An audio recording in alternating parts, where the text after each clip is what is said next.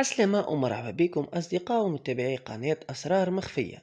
قال رئيس الجمهورية السابق المنصف المرزوقي في حوار مع قناة فرانس 24 أنه يفتخر بسعيه لدى المسؤولين الفرنسيين لإفشال عقد قمة الفرنكفونية في تونس، باعتبار أن تنظيمها في بلد يشهد ما سماه انقلابا هو تأييد للدكتاتورية والاستبداد وفق تعبيره.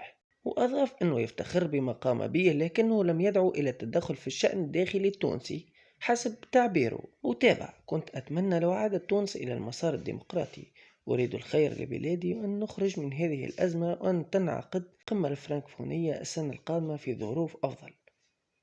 وردا على ذلك نشرت الإعلامية عربية حمادي مقطع فيديو دعت فيه المرزوقي إلى التعلم من شهامة ورجولة الرئيس الجزائري عبد المجيد تبون، اللي وجه رسالة لفرنسا بعدم التدخل في شؤون تونس الداخلية، وعبر عن مساندته الدائمة لتونس وللرئيس قيس سعيد.